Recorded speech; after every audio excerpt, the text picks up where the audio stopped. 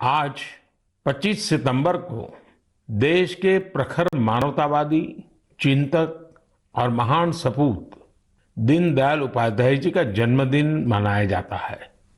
किसी भी देश के युवा जैसे जैसे अपनी पहचान और गौरव पर गर्व करते हैं, उन्हें अपने मौलिक विचार और दर्शन उतने ही आकर्षित करते हैं। दीनदयाल जी के विचारों की सबसे बड़ी खूबी यही रही है, उन्होंने अपने जीवन में विश्व की बड़ी बड़ी उथल पुथल को देखा था। वो विचारधाराओं के संघर्षों के साक्षी बने थे। इसलिए उन्होंने एकात्म मानव दर्शन और अंत्योदय का एक विचार देश के सामने रखा, जो पूरी तरह भारतीय था। दीनदयाल जी का एकात्म मानव दर्शन एक ऐसा विचार है जो विचारधारा के नाम पर द्वंद्व और दुराग्रह से मुक्ति दिलाता है। उन्होंने मानव मात्र को एक समान मानने वाले भारतीय दर्शन को फिर से दुनिया के सामने रखा। हमारे शास्त्रों में कहा गया है, आत्मवत् सर्वभूतेषु, अर्थात हम जीव मात्र को अपने समान माने, अपने जैसा व्यवहार करें।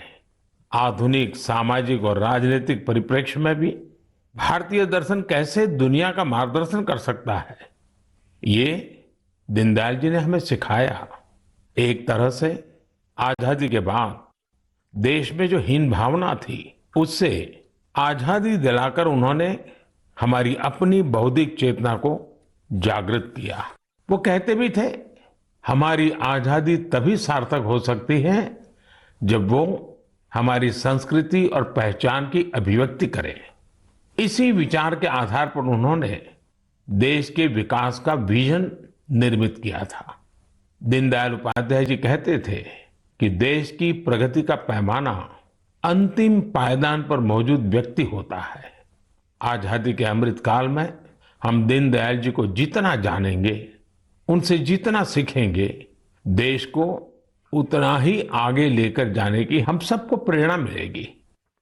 मेरे प्यारे देशवासियों, आज से 3 दिन बाद यानी 28 सितंबर को अमृत महोत्सव का एक विशेष दिन आ रहा है। इस दिन हम भारत मां के वीर सपूत भगत सिंह जी की जयंती मनाएंगे। भगत सिंह जी की जयंती के ठीक पहले उन्हें श्रद्धांजलि स्वरूप एक महत्वपूर्ण निर्णय किया है। यह तय किया है कि चंडीगढ़ एयरपोर्ट का नाम अब शहीद भगत सिंह जी के नाम पर रखा जाएगा। इसकी लंबे समय से प्रतीक्षा की जा रही थी। मैं चंडीगढ़, पंजाब, हरियाणा और देश के सभी लोगों को इस निर्णय की बहुत बहुत बधाई देता हूं।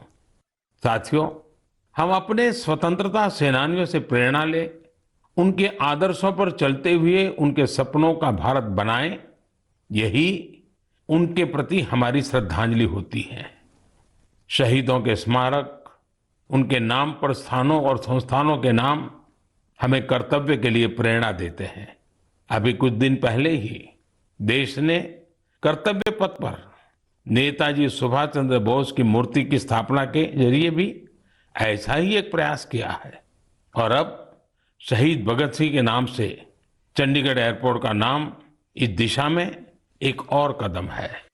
मैं चाहूंगा, अमृत महोत्सव में हम जिस तरह स्वतंत्रता सेनानियों से जुड़े विशेष अवसरों पर सेलिब्रेट कर रहे हैं, उसी तरह 28 सितंबर को भी हर युवा कुछ नया प्रयास अवश्य करे।